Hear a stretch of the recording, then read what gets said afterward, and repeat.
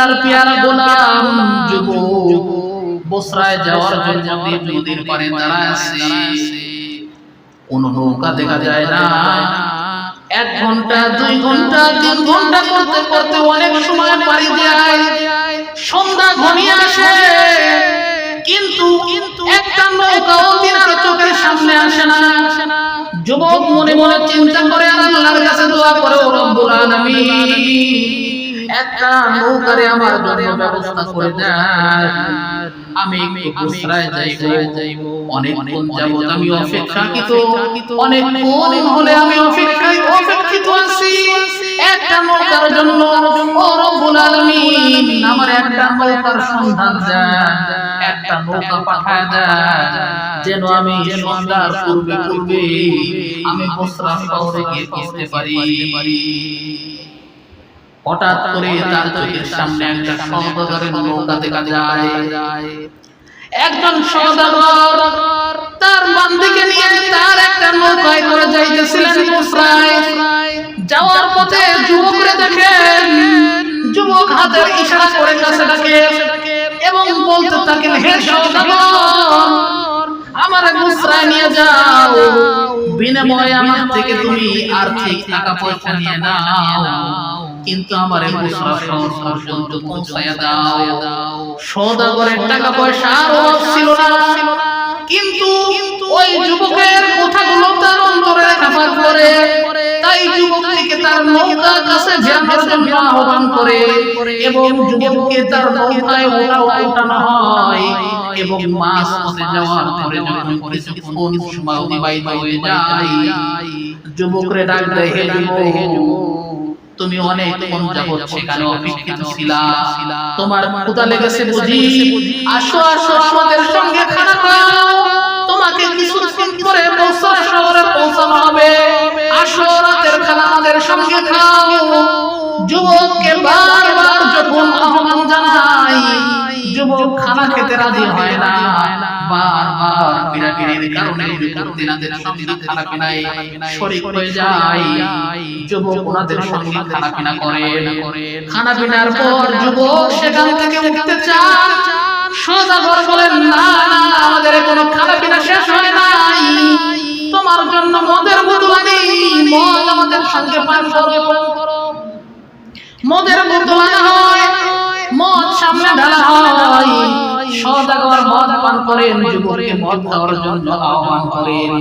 যুবক বলে, না না না, আমি মদ পান করি না, এটা আমার ধর্মের বিরুদ্ধে, আমি মদ পান করতে পারবো না, আমি আমার রবকে ভয় করি। যুবক মদ খেতে রাজি নয়, পিরাপিরির পরেও মদ খায় না। এইবার সওদাগর তিনার দাসীকে ডাকতে বলে, হে দাসী, তুমি এখানে আসো, আমাদের সঙ্গে মদ পান করো। দাসীকে মদ খাওয়ানো হয়।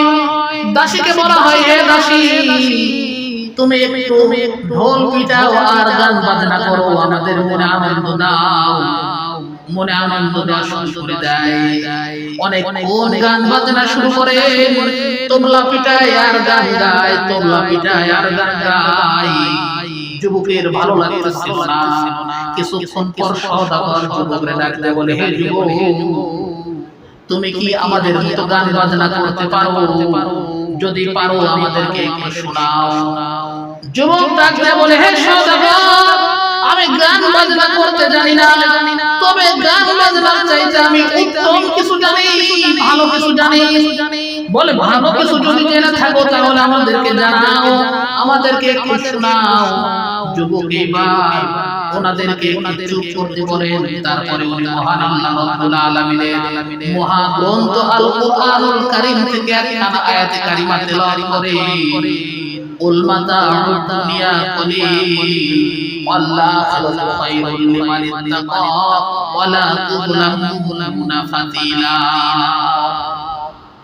আয়াতের অর্থ হলো এমন, হে নবী, আপনি বলে দিন, উল মাতাউদ দুনিয়া কলিল, দুনিয়ার সামাদি হলো ক্ষণস্থায়ী, ওয়াল আখিরাতু খায়রুল লিমান ইত্তাকা, যারা মুত্তাকিন হবে, আমি আল্লাহকে যারা ভয় করবে তাদের জন্য আখিরাতেই হলো ওয়ালা তুযলামুনা ফাতিলা আর তাদেরকে আখিরাতে বিন্দু মাত্র সেখানে কম দেওয়া হবে না জোরে বলেন সুবহানাল্লাহ সওদাগর এবার ডাকতে যুবকরে বলে হে যুবক আসলেই তুমি তো আমাদের গান বাজনার চাইতে ভালো কিছু জানো এটা তো নিশ্চয়ই গানের চাইতে অনেক ভালো হে যুবক আমরা তো দুনিয়ার প্রতি আসক্ত আমরা তো গান বাজনা করতে করতে সব সময় আমাদের সময়কে পার করে দেই মদ্যপান করি গান বাজনা করি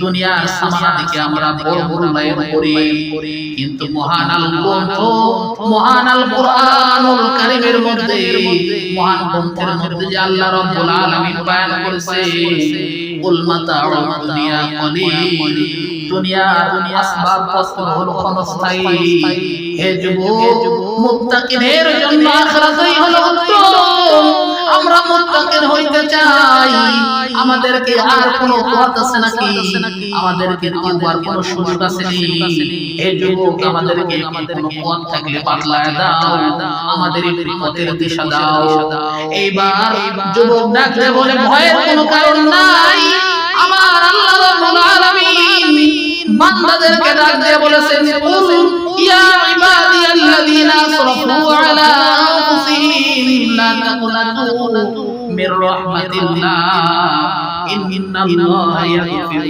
যুনুবা জামিআ ইন্নাহু হুয়াল গফুরুর রহিম